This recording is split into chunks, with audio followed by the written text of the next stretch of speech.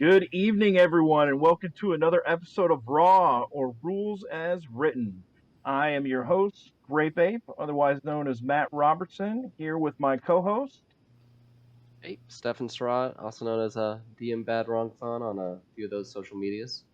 And we have very special guest with us tonight, the master of mitigation, the Julius Caesar of adjudication, the regulator of rules himself, Mr. Bob Brinkman. Hi, everybody. No, I'm the regulator of all rules. I mean, I wasn't there when they were written. I'm like everybody else. I've had to read them a lot, but I do have rules for that. And so this is a very special episode tonight. We're going to have Bob give his take on all the rules that we've previously talked about. And if we have a couple minutes at the end of the show, we're going to hit him with a couple hard questions about spell dueling and see what he's got for us. But as always, we are using the 8th printing of the DCC RPG. So all references that you will see from the handouts, they'll have an official stamp from it. That means they came word for word right out of that book. And let's just jump right into it. Bob, so episode 1, we had Julian Burnick on the show. Question 1 for him was, when rolling Mercurial Magic for newly acquired spells, do you use the current luck modifier or the lucky roll modifier? So let's say if we got like a level 3 character and he just leveled up wizard and he's getting some new spells and he just burned a ton of luck. He's at a -2 modifier. Would you make him use that -2 modifier, or would you give him the static one? Yes. No, and I want to state on everything that I'm talking about, I'm talking about rules as written because the way I run things at my table may be different. But rules as written, he's got a -20%. The lucky roll and the lucky modifier and the luck modifier are two completely separate things as stated in the rules. So, yeah, he's at that -20%. What about the going from 0 level to first level, Bob? Is there an exception there? You're trying to be nice. Uh, No, no. No. I look at it this way: if your character survived to become a wizard, you're well off, right? Every time I have played a funnel and I have like my favorite character that's going to be this or going to be that, they're the first ones to die. So I don't really have any pity for the characters that survive. But again, that's me. But rules as written, that's the way it is. The lucky roll only applies to very specific things. And so that means we definitely need a chart that goes from -1 to -30. I think that would be quite cool. I mean, in Skull and Crossbones Classics, I've got luck tables that you roll on if your luck drops to 3 or less. So having someone do mercurial magic for less than that would be a lot of fun. It's a good idea. Right, that's Stefan, a really good pickup. You truly mentioned that, yeah. you got You did a the great job with that one. I love that. I haven't been able to get a real piratey game going, but That's okay. I I haven't love been your able to get tables the in second there. and third issues finished yet because I've been converting monstrously large adventures. So, Stefan, you ready to hit Bob with question number 2? Uh, no, because I don't have question number 2 up for response. You I go for it. I'll have thought we were 3. going to switch back and forth. All right. I misunderstood. Question number 2. When do mercurial magic effects take place during spellcasting? And are they dependent on the success or failure of the casting? This I one know was this one. It pretty depends. pretty heated, pretty debated. What do you think, Bob? Literally, it depends. There are mercurial effects that are mechanical effects, like you roll this die. Well, if you're rolling a d14, you don't have to succeed. You're rolling that die. You are rolling that die in your attempt to cast. However, anything that happens other than that happens when the spell succeeds. And that gets to failure versus casting. Because if you fail to cast, it means you have not cast. It is the literal definition. Understand, I deal with the IRS for a living. If you look back, you can see some green and red books right over my thumb. So those are the internet. Those are the IRS code. Those are about 40,000 pages each, and or 40,000 total. And on the shelf beneath it, I've got 100,000 pages of the regs, how things are interpreted. And so you have to look at things like that. Elena, if you could pull up Bob 12C, please. So Bob brought his own handouts, everybody. He came prepared. yeah, I watched the show. I had to be ready. So we have to look at our common language, right? And the definition of failure from Merriam-Webster is the omission of occurrence or performance, specifically a failing to perform a duty or expected action. 2, lack of success. So we can all agree right off the bat, if you fail to cast a spell, you have not succeeded. But if you look at 1, you have failed to perform a duty or expected action. You have failed to cast, which means you have not cast the spell, which means the mercurial magic doesn't go off. Bob, how do we resolve page 57 then? And Elena, if you could bring up handout 2C on page 57 under the elf, it says, note that the results of mercurial magic supersede the action die. Right. So Elena, if you could bring up Bob 12B, because I was ready for this. So we'll look at both the wizard and the elf action dice together.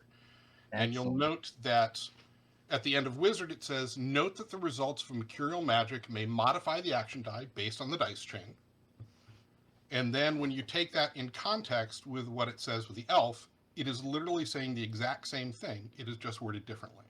It is literally talking about those mechanical exceptions, right? That I said, if it says you roll on a d14, you're rolling on a d14. Doesn't matter if your spell succeeds.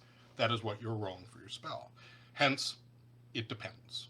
That really is the answer to when mercurial magic goes into play and if it succeeds, whether or not the spell does, is it is dependent on the mercurial answer.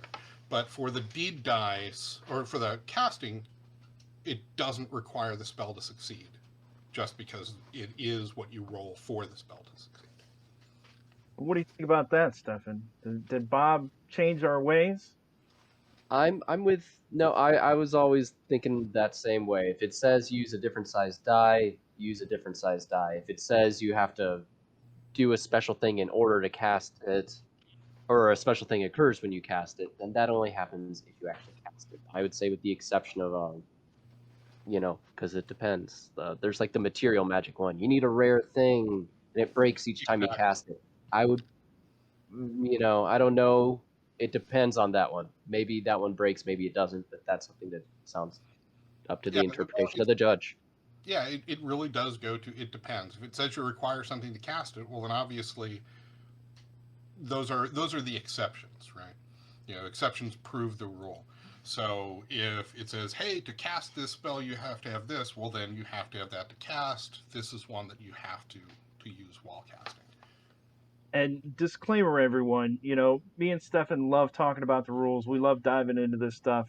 But this is just our opinion. This is mine and Stefan's opinion when we talk about this, and also the guests we have. And until we have Joseph Goodman or Harley Stroh on here to lay down concrete law, Well, and the thing is, at the end of the day, RAW, while it's really fun to talk about, right? It's fun to dig into minutia. It's what I do for a living. RAW only matters as far as everyone at the table agrees, right? Because the first rule that overwrites anything in RAW is everyone at the table should have fun. And so if you're having fun doing it a different way, you're not doing it wrong. You're just not following RAW. That's fine. I don't follow RAW on everything. And as soon as you start using another book, what is RAW? Yeah, exactly. It gets complicated. And Joseph has said in the book itself, make the rules your own. He knows you're going to change them. So, everyone, let's move on to our second episode question. Stefan, are you hitting these up? I got you now. All right. For our second episode, it was the episode all about clerics, and we start off with just how are the spells chosen for the cleric class? I love this question. I'm excited to hear your answer on this one, Bob. Well, I love this question so much because it is not specified in RAW. There is no rules as written correct way for a cleric to choose their spell list. Now we'll get on to what spells they have access to in a minute. But so they don't have to do it randomly. You can do it any way you wish. I personally like the idea of the judge sitting down with the cleric and saying, "Hey, so this is the god you've chosen. These are the spells that they believe are going to be beneficial to you, but there's still some leeway for you to perhaps pray for one or two others to add to your list." But it should be, in my opinion, it should be a conversation, because anything dealing with a deity or a patron really can be role played out or played out at the table, rather than just relying on a simple die roll. Um, it's an opportunity to go deeper. You don't have to, right? Rules is written. You can do whatever you want. You can just roll randomly and go. But yeah, I like the idea of it being a discussion. But that takes us to where you went after that, which is clerics keep all spells and they can That swap them does out. take us to that. So, I mean, I've got But a little bit of evidence. I got that little clip from JG where he said, except you're quoting the beta rules, and what he's that's quoting. true. Okay, so let's see here. I think that's going to be, Elena. I think that's going to be Bob 22A, and maybe I love digging up those little comments from the forum. So, well, here's the thing. What you reference is in the beta rules. It's specifically talk when Joseph was talking about. He let them cast any spell, but there was a consecutive or a cumulative -1 penalty. That was in the beta rules. That entire section was removed from the rules as released, right? So anything having to do with that goes right out of published RAW. Yeah, we need to find the only posts after this day in 2012. Well, It I'm does say fortunate. unofficial. I'm fortunate, right, that we have a copy of the beta rules here, and so I was able to go through and actually see where the reference was. And a lot of people don't have that ability, so I get that.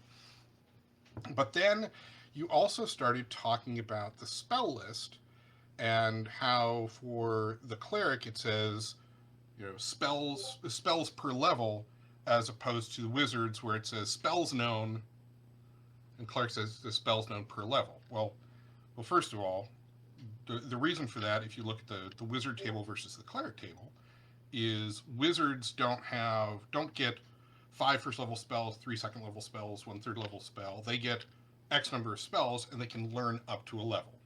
So there's literally a column right next to it that says max spell level on the wizard. So there really isn't a difference there. So it's just the number of spells known, and that's important. It's not number of spells you can memorize or that you can cast per day. It is number of spells known. So that is the sum total of the spells that your character knows for that level. So, in the example of the wizard, as they're gaining more knowledge and you're finding some of the, what is it, 727 spells out there, or I always forget the number. I want to say 17 it's or 26. 666, but I'm sure that's not right.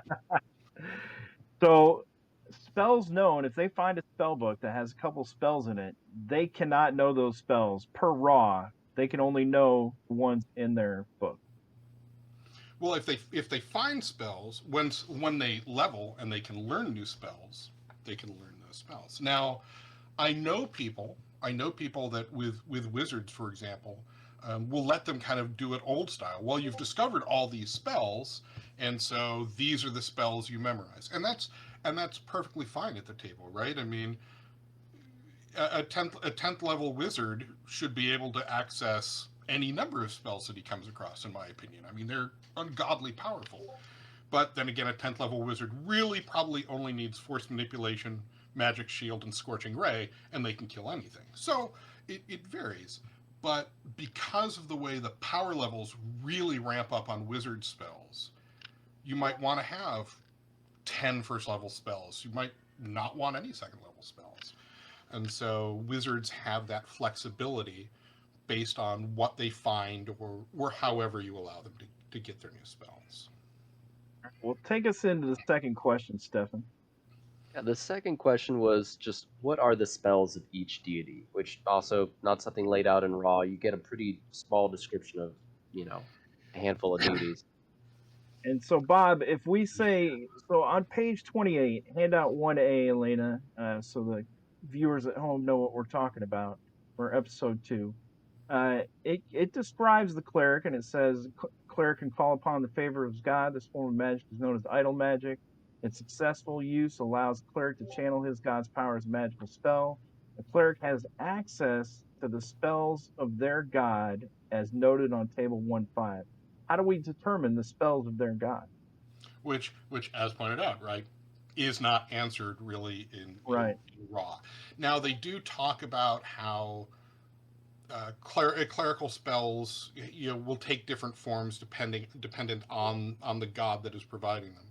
So you could always just say, well, all of these spells are really the spell of any god, because certainly a god could gift you any number of these things for any number of reasons. I like to think of it instead as a starting point, because there are so many great third-party spells out there, including for clerics. Cleric spells don't get as much love, but they are out there, that you can start saying, oh, well, this is the clerical spell for example, since I'm doing them, set. And set is your god, so you can be granted these spells, just like a patron spell. Also, if you look under when they're talking about what clerics can worship, they mention you can worship demon lords. So if I have a cleric who worships Babugbabills, I think it would be wholly appropriate that he could have those patron spells, because those are definitely spells of Babugbabills. So it's a chance to be flexible, and it's a chance to be creative if you want to make your own spells. Although spells are big, not everybody wants to do them. But yeah, there's really nothing. You can sort of shade things one way or another. I'm a god of creation, I'm a god of destruction, but at the end of the day, all of them are useful to a cleric, and most of them are pretty basic. What was our third question for that episode, Steph? Our third question was your trick question. How much healing does lay on hands provide? You found that little thing, and do we do the Deshane rule and be nice to everyone even at level 1? Or can you not heal broken bones? But it was your trick question. I think the Deshane rule is awesome. I think that you can immediately tell anything called the Deshane rule isn't rules as written. But again, that doesn't matter, right? If it's fun for you at your table, use it. I don't, but I tend to be a little bit more mean than Mr. Deshane at the table.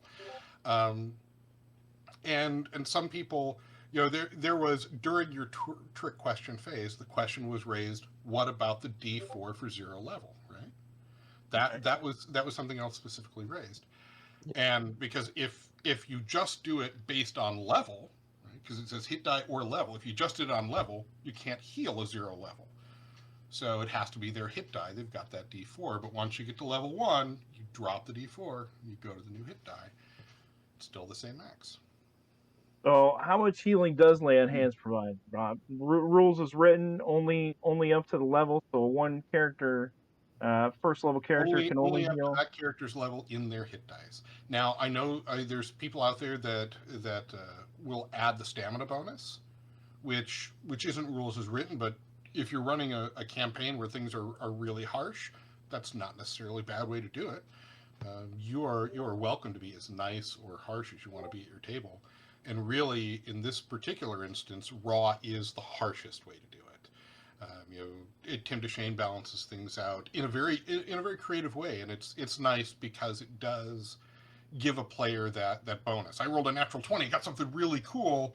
Okay, well then you can choose dice. I get it. I don't use it, but I totally get it, and I think it's a nice way to do things. If people want to keep raw but be a little nicer with healing, take your players through Tower of the Black Pearl. There is a magic item in there that makes healing a little bit better for when a cleric is casting. If you just like your players, take them through Tower of the Black Pearl. Yeah, because that's a great one. You could even implement the dice chain on a nat 20 heal roll, bump up on the dice chain for your HD roll.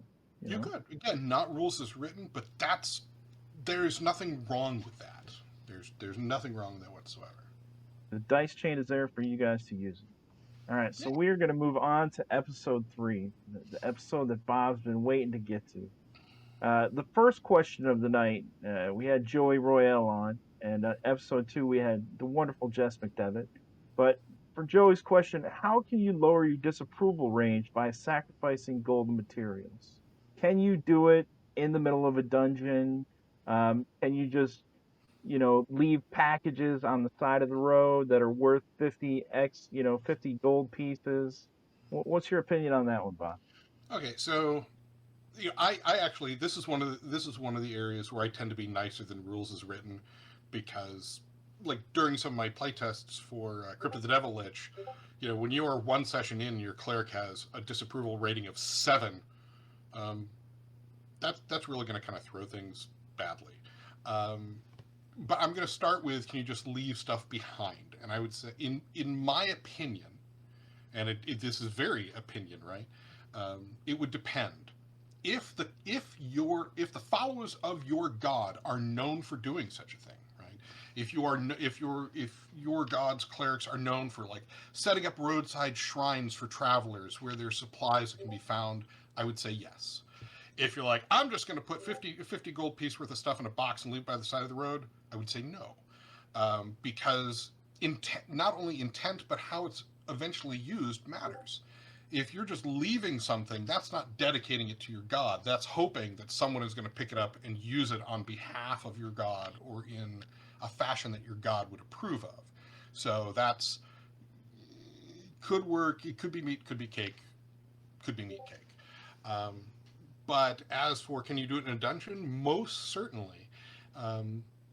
A lot of times I have players that are using precious materials and fashioning holy symbols for their god, so that when they emerge from the dungeon, they are giving out these holy symbols that not only reflect their god, but are of benefit to the people that receive them. A poor family gets this holy symbol made of silver. It shows the god that it came from, and then if they're in dire need, they can melt that down in thanks to that god and spend that silver. And so things like that, I really did like. There was the example you gave though of dismembering the bodies and laying them out in the pattern of your god, and I really Cleric dig that. has I don't know as I would, if it was done every single time, I don't know as I would remove disapproval, because it's at that point it is like an expected right that you have decided that is expected of your character. But if after a big battle you started laying out the bodies and things like that, gold piece value or not, I would go that route, right? Because that's cool. It adds to the story. It adds to the imagery. Because let's face it, DCC is a game of like images, of moments that you capture in your head, and that would certainly be one of those moments I would allow for that. So if you're in the dungeon and you made it, I love the making the silver effigies and giving them out to everybody, and they can use them in a time of need. But let's say you're in a dungeon and the player wants to sacrifice 50 gold coins. On page 30, if we look at handout 1B from episode 3, it says sacrificing wealth means it has to be burned down, melted down, donated to the needy, contributed to a temple, or otherwise relieved from the cleric's possession. What would you allow in your game? Well, in a case like that, first of all, it says it could be melted down, right? Now, so you're taking coins to just raw material itself isn't necessarily removing it from your control, right? I mean, if I take 50 coins and I've got a lump that's 50 pieces worth of gold, it's still the same amount of gold. But this gets into intent then, right? I've taken 50 gold, or even better, the party has contributed 50 gold. I am the cleric of the way, and the people around me have donated this to the cause, and then I spend my turn or more. I generally do 1 turn per point is how I do it. Melting it down, changing it, and then it's socked away. Technically speaking, I'm carrying it. But I give them the point. I remove the point, and I look at it this way. So I've removed a point of disapproval because you've made a golden holy symbol worth 3 points of disapproval, and you've put it in your pouch. Okay, so your god has said, okay, I like you a lot more now. We've removed 3 points of disapproval. Well, if that gets stolen from them, well, then I would give them those 3 points back. If they just gave it to a member of the party who's going to spend it, or they turned around and spent it, I would give them double disapproval in response, because now you're playing games with your god, and that never ends well. But sure, you can do it in a dungeon. Now, if you're carrying like fragrant woods, and here's where a little bit of prep for a player can come in handy. If you're playing a cleric, and you're at higher levels and you can afford to do such things, first level 50 gold's a lot to have. But if you're a cleric, maybe you buy like 500 gold worth of like sandalwood or something else, some of these heavily scented and resined woods that you can burn in offering in the dungeon while giving prayers as part of your rite. Well, that's plan ahead, right? Have those things ready. But if you don't, buy a mold. Holy symbols. We talked about the mold and some other prep. I like that the scented wood and having the incense ready. That's great. It can be expensive, incense and wood too. That stuff is not cheap sometimes. Stefan, do you want to hit Bob with our second question? Oh, sure. Yeah. So our second question is it was our kind of three-parter, but it was all about the dwarf underground trades and the stone cutting. So as can dwarves use their ability to detect certain types of construction anywhere? Can they smell other metals besides gold? Can they use the smell above ground? So dwarves are literally my favorite character class. I have an entire lineage of the Berbers, starting with Bjorn and his brother Borg. Borg was my favorite, my first funnel. He died first before he got to take an action. So let's start with, can they detect certain types of construction anywhere? Yeah, they can, but as written, they don't get their level bonus unless they're underground. Because that's what it says. They get their level bonus. So then you they'd have be to considered trained, but they don't get the special bonus. Well, we didn't look at that. See, and that's the thing. I consider dwarves trained with stonework, right? Now there was the discussion that was had with I think Joey mentioned, right? If you work construction, construction. Right. No, because if you're a mason, it doesn't mean you know squat about drywall and what happens if drywall is damp, for example, right? So I would say that a dwarf would be untrained in wooden construction of that sort, right? If they walk into a wooden house, for example, but they would certainly know like wooden support beams and things of that nature. You find them in mines. But if they're underground, they're truly in their element. They're dealing with mines and things like that they grow up in. They get their level bonus. I personally treat them as trained with other stonework, but I mean, technically speaking, if you want to get really technical, rules as written, they are untrained unless they have an occupational skill that says otherwise, right? So, I mean, if you're a dwarven miner, you would be trained, but I just treat all dwarves as trained when dealing with stonework. That's how I differ from raw. I like that a lot, Stefan, and I don't think we even thought about it that way. You get your level bonus when you're underground, but you can still detect construction when you're above ground. Yeah, it was one of the things that came to me after the show. We didn't trained and untrained doing the D20 versus the D10 for skill rolls is it should have been a part of the conversation, but it was stopped. And this is something I had to give a lot of thought to when I was working on Crypt of the Devil Lich, because what if a party doesn't have a thief and they don't have a dwarf? Let me ask you this, Matt. If you don't have a thief and you don't have a dwarf, do you have anybody that can, without magic, search for traps? Only if you got a 10-foot pole, Bob. No, everybody can. They're untrained. They do it on a D10. Because In you can the use any skill untrained. It's a Yeah. D10. Your likelihood of finding something in something like Crypt of the Devil Lich, very, very small. Well, they could But also, the skills chapter does also just say, this is a one-page chapter because yeah, it doesn't need to be a huge thing. You don't even need to make a roll if they just describe what they're doing and it seems reasonable. that is also very true, right? I mean, if someone's like, well, I'm pulling on that torch sconce there to see if it opens the secret door. If that's what opens the secret door, they don't need a roll. They've just done it. But yeah, anybody can attempt a skill untrained on a D10. Right. So you can, and that was something that I really had to kind of come to terms with, because I'd never really thought of it that way until Devil Lich, and that's when I had to sort of deep dive back into the one page of skill rules. So What was the second part of that one, Stefan? It was about gold and gems and whether, do dwarves, can they only smell gold underground? Can they, do they only smell gold and gems? Does, copper just not good enough? Silver not good enough? What about electrum? What about, some adamantine, I'm sure is a very rare scent if it has one. yeah, so I mean, rules is written, it says golden gems, and so rules is written is very clear on that part, right? That's not how I run it at my table. At my table, I mean, because really the whole they smell gold thing sort of gets back to dwarves are maniacal for gold. And I mean, if that's how you want dwarves at your in your game, that's cool.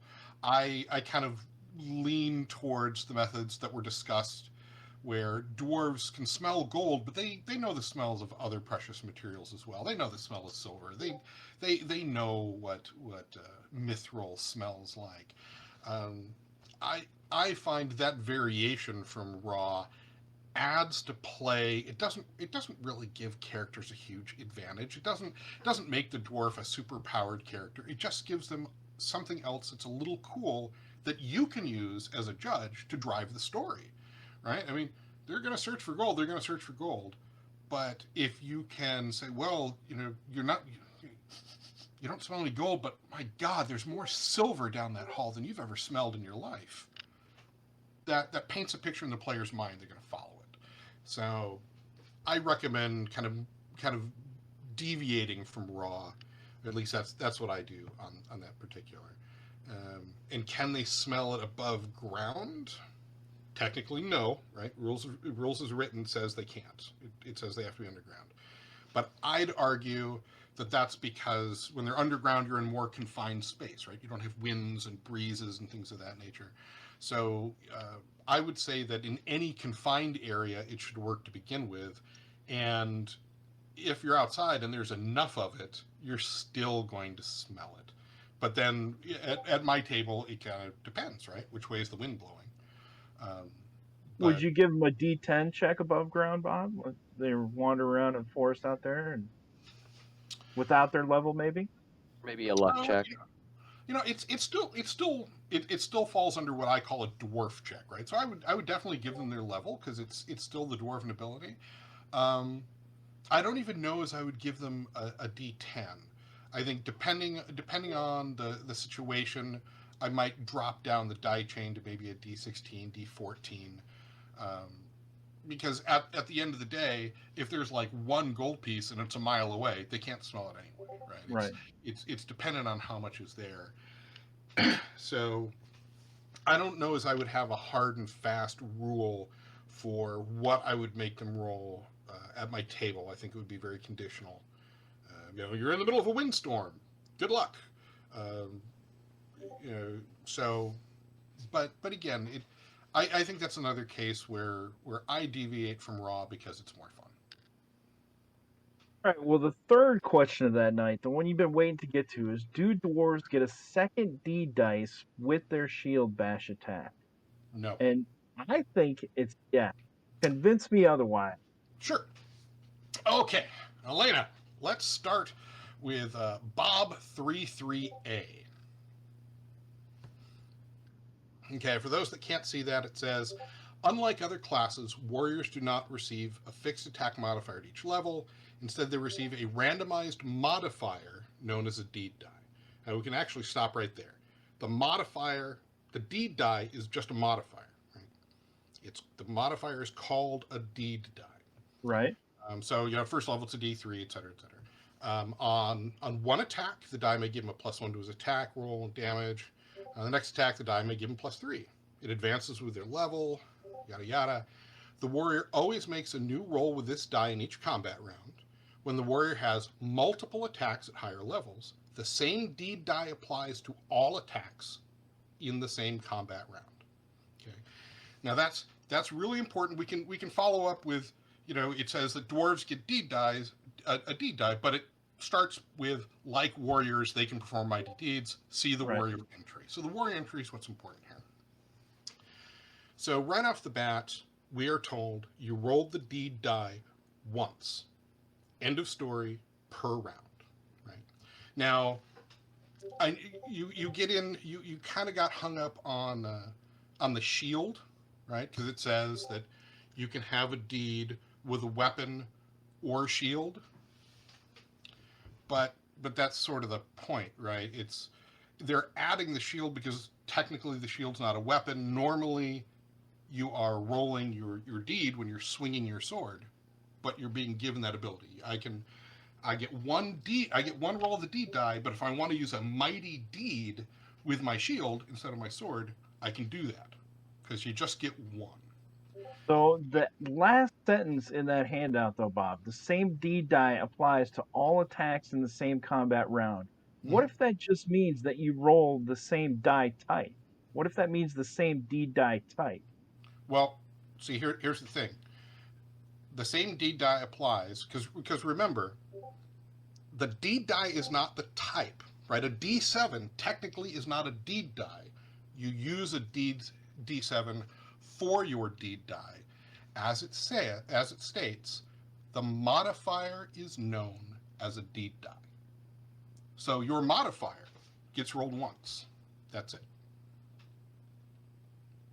I mean, I can go further in if you like. I think we're going to have to go further in because, Elena, if we bring out handout, let's see, handout 3C, please.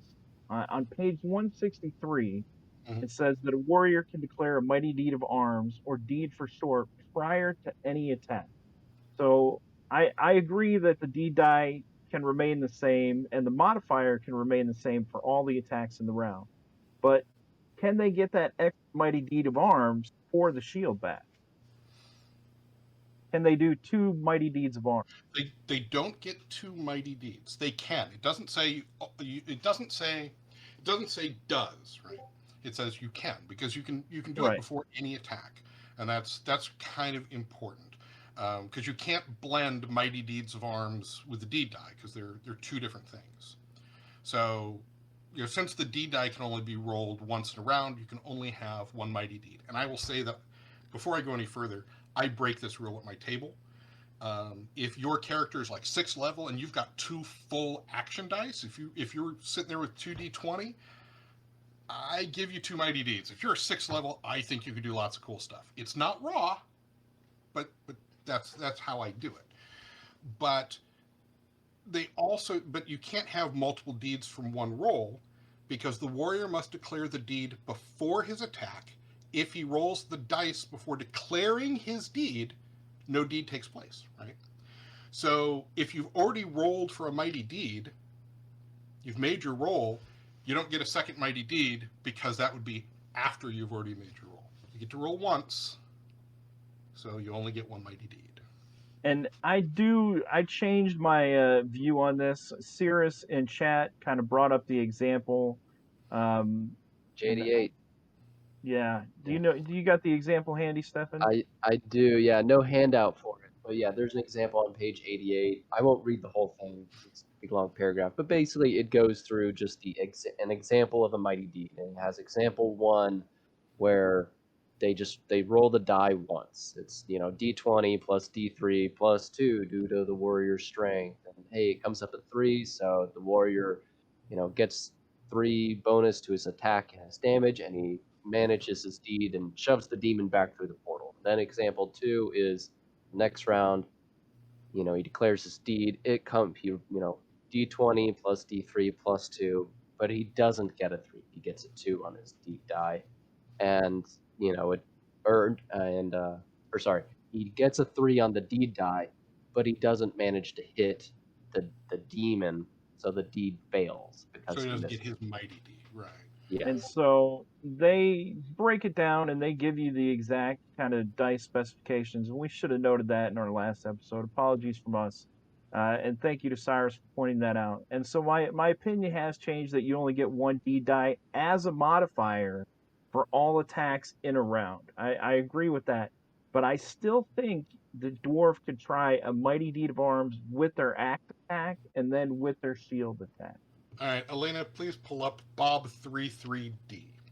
So we're going to the confusion here is literally coming from the definition, right? Right. And essentially, because it is. I'm trying to think of the exact way it's phrased now on the. But you can add as well as. That's what we're looking at is as well as, and as well as has two meanings, right? It means in addition, or with equal reason or equally good result. Now, and so that's where you're getting that, right? Because the first says in addition to, I can do this. But the first definition violates the rules, so you then have to look at with equally good result. Right, so it's an understandable bit of linguistic legerdemain, if you would, but it's one of those things where if there's two meanings and one violates the rules and the other doesn't, you've got to go with the one that doesn't violate the rules, because that is obviously rules as written and as intended. All right, Bob. So let's go back over all your answers real quick, just so we can get a definitive yes or no. So just give me one little sentence. When rolling Mercurial Magic for newly acquired spells, do you use current luck modifier or lucky roll modifier? Current modifier. When do Mercurial Magic effects take place during spell casting, and are they dependent upon the success or failure of the casting? It depends. And does it matter if it's success or failure?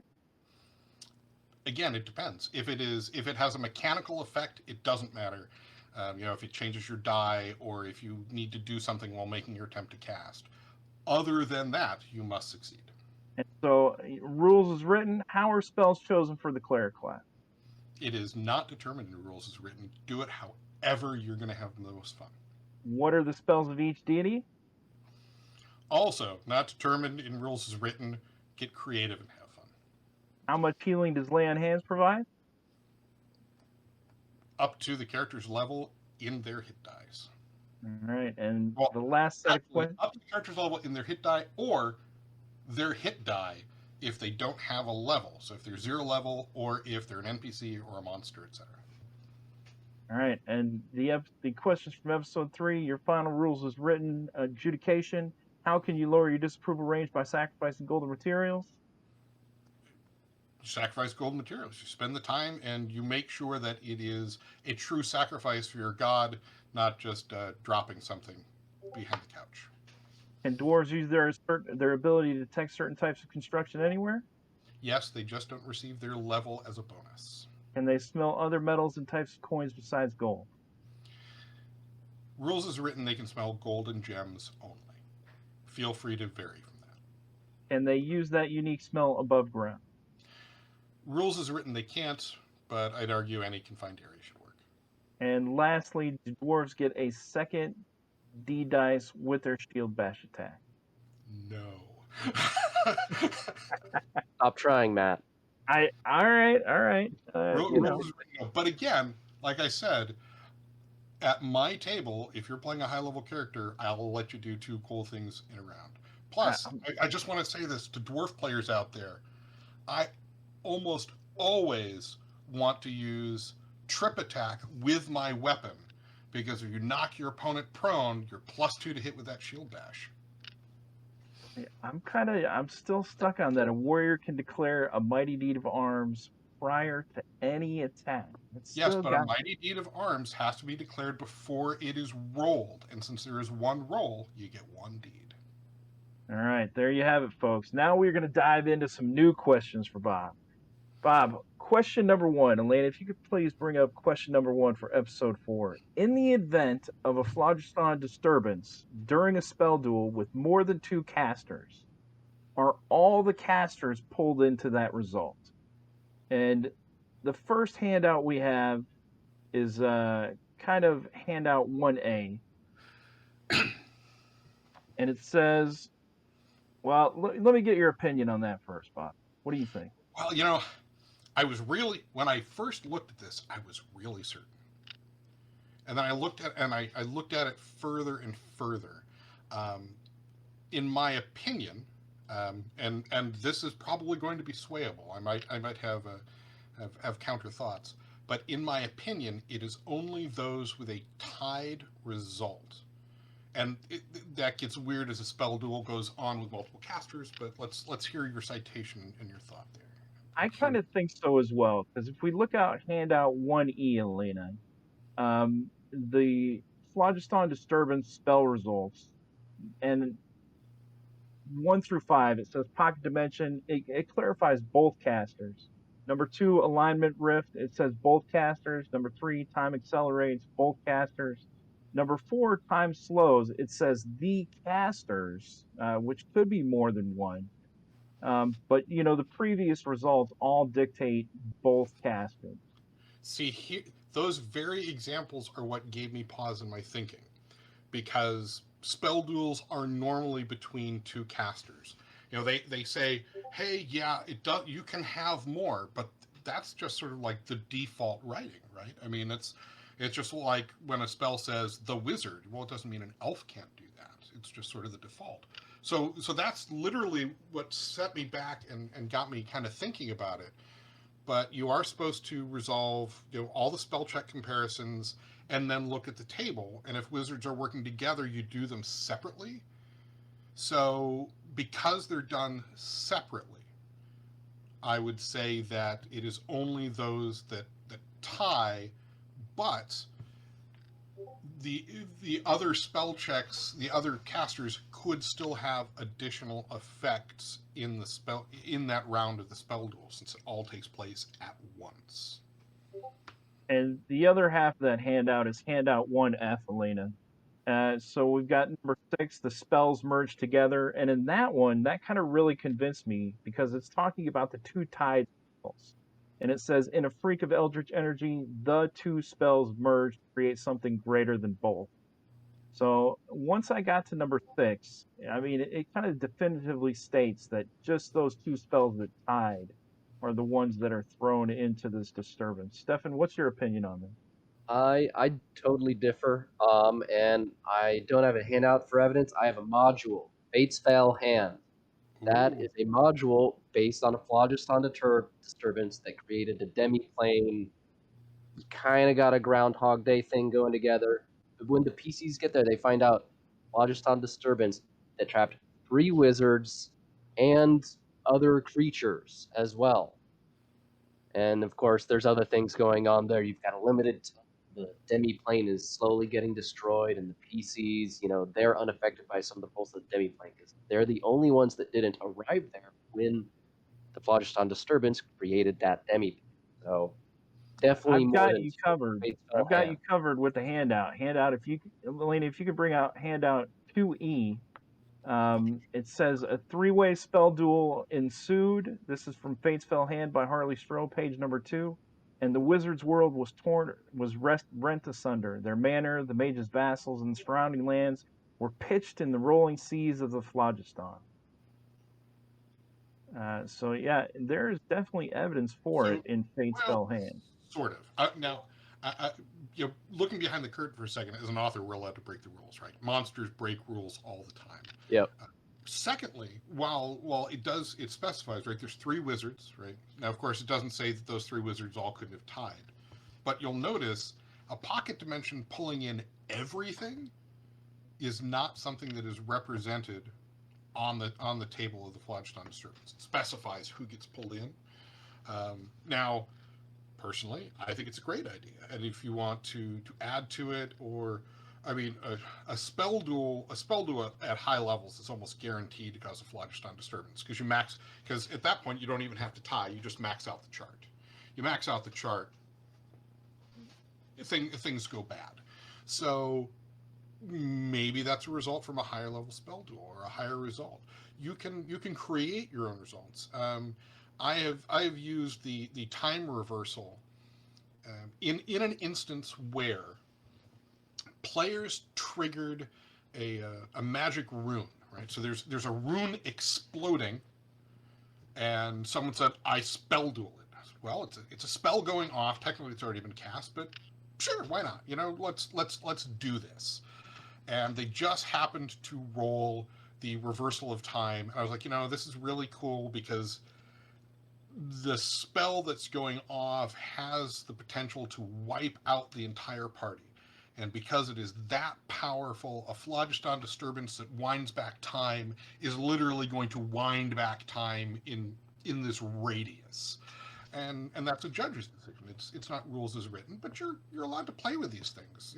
Those are great ideas, but you're always more than welcome to come up with more. And we should probably tell the viewers what we're talking about because most of the people I play with, they stay away from spell duels. They think and they are pretty awesome. And They Bob don't runs come the up ring. often. Elena, if you can bring up handout 1A, we're talking about in initiative when a spellcaster casts a spell, another wizard or cleric casts a spell, and an opposing wizard or cleric later in the initiative jumps in the initiative to immediately declare they are counterspelling that spell. If there's multiple casters attempt to counterspell, the outcome is resolved in initiative order. So it definitely says we can have multiple casters in a spell duel. That's not in question. I love throwing clerics into spell duels. I love it. I'm going to love that when we get to the next question. And that's a great tip that you had about counter spelling a magical trap. I've never seen that done in a game. I want to try that more. But it's one of those things, right? When a player's like, this ugly spell is being released at us.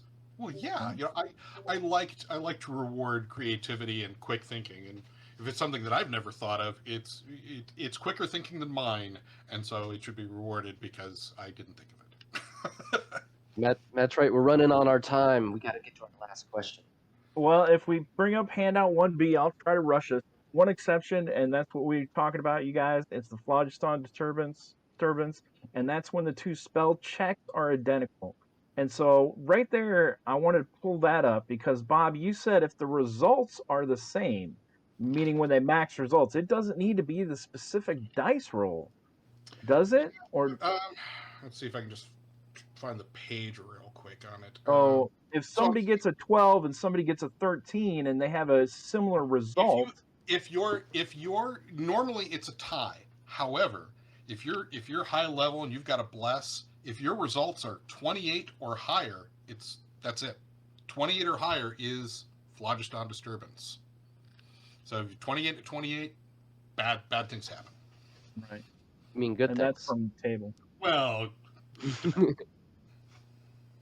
All right. So, in the answer to our question, in the event of a phlogiston disturbance during a spell duel with more than two casters, are the casters pulled into the result? All of them. My answer is going to be no, simply because the results on the phlogiston disturbance table. Stefan, what's your answer? Yes, 100%. And what's your reasoning for that? Fate's foul hand. All right, and Bob, you phlogiston disturbance result that is not on the table. You have the definitive last answer, Bob. Fate's foul hand does not specify that the three casters did not tie, so it's I would say it is only on those that tie. All right, there you have it, folks. We've got one more question I think we can fit in. Yeah. Question number 2 is how creative can a caster be with counterspells during a spell duel? I am a very giving judge in this area, and I think because I love thinking of different things and how it can counter something, and so I allow a lot. I will allow just about any spell. If a wizard is standing on a wooden floor and you cast wood weirding, to warp the floor and mess up his spell casting, I would probably let that go. Bob, what's your opinion on that? So here's the thing. Very specifically, in spell dueling, you are engaging the spell, not the caster. It even states a caster may use the counterspell mechanic only to cast a spell that specifically counters a previously cast spell. The counterspell special initiative action may not be used to cast just any old spell. So I would say, like, for example, one of your examples in the show was rope work to bind their hands. Beat them on the hand and bind their hands so that they can't cast. If they're casting, you're back to watching the movie The Raven. I'm casting, I'm countering your spell. And that's handout 2C that he's referring to, Elena. We got that handout for you, Bob. So that is a good point. It has to counter the spell. Does he have a stump there, Stefan? Because our creative juices were flowing. What do you think? No, I'm saying that's rules as written. At your table, do it. Yeah. Rules as written. I think he's right. Yeah, we were both leaning in the other direction. I'm also pretty giving on this, but yeah, he's right. You got to do something that can counter the spell. And rope work is. I hope you have a different spell ready. Well, I'd love to pull up these clips from the forum. So, Elena, if we can pull out handout 2D. This is from Joseph Goodman on March 19th, 2011. And he's talking about counter spells here, and down near the very bottom, he talks about each spell should be a unique combination of supernatural appeals, odd poses, strange intonations, and bizarre ingredients that produces a non-quite predictable outcome. However, it could be quite feasible to cast Resist Fire in response to Fireball. Spell A could counter Spell B due to the simple nature of how the spells work. So if the nature of the spell can counteract the spell being thrown at you... Well, that would be... Resist Fire is actually a cited example, right, of something to use against Fireball or Scorching Ray. Now, I would go one step further. Sometimes you might have a really cool mercurial result, and I would allow for that to come into play, right? I've cast my spell, I've succeeded, my mercurial effect goes off. If my mercurial effect is, for example, darkness, and you're throwing prismatic spray at me, I would allow for that. Would you allow reverse castings? Creative reverse casting that makes a non-applicable spell suddenly reverse applicable? Casting, they do specify that while you can have a reverse of a spell, you have to learn it separately.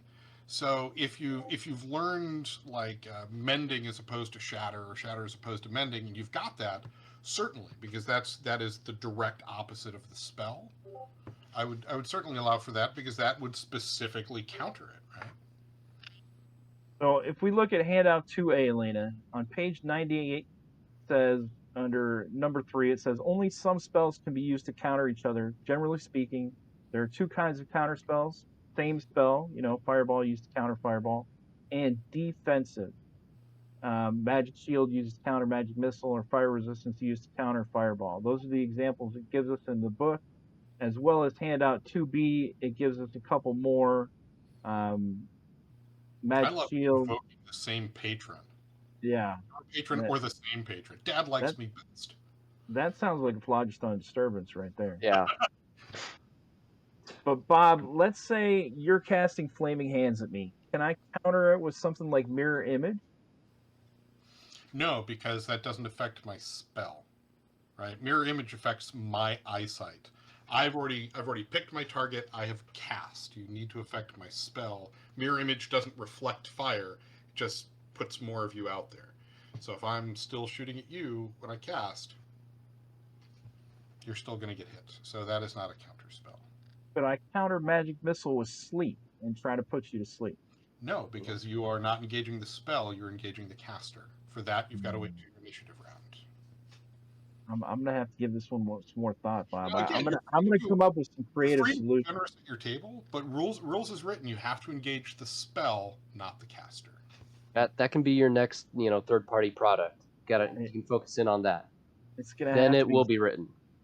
Stefan, I wanted to bring up one more thing that you told me to look at, which was Enter the Dagon by Harley Stroh, and this is handout 2F. On page 23, Harley gives us a little bit more about counterspell families. But He's you got need to remember right off the bat, Enter the Dagon uses alternate spell duel mechanics. it does, yeah, it definitely And does. if you like those, use them, right? They're great, but they are alternate. And it says something in there. It's specific because of the location that adventure is taking place, so things work a little different. Harley gets a little caveat. Harley did it because the spell duel rules can get a little clunky. They can slow things down a little bit.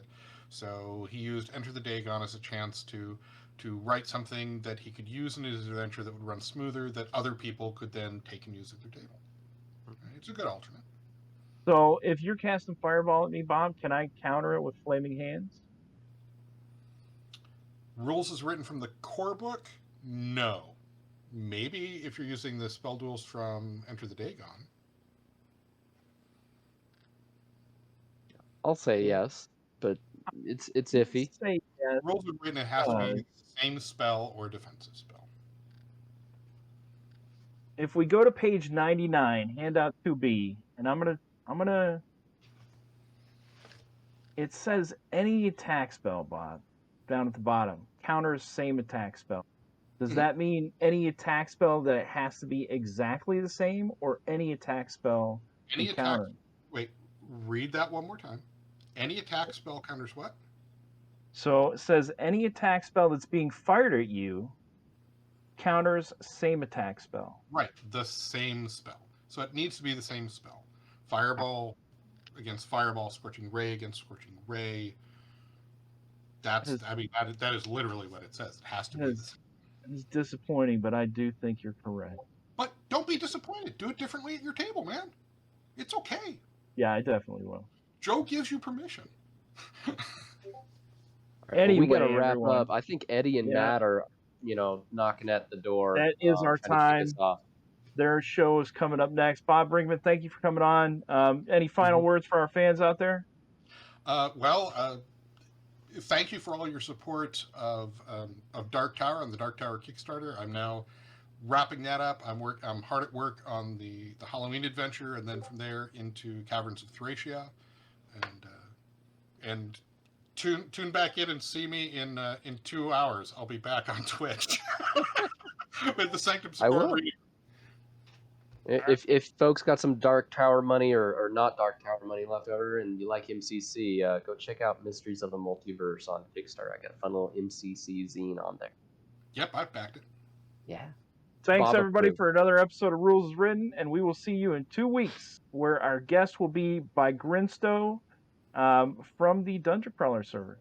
Yeah, he's escaping the print from the mines. Goodman Game server. Goodman Game server. We're going to pull him over to our server and steal him, hijack him for a minute. Get your dice. Be ready, folks. See you all. Bye, everybody. Be in.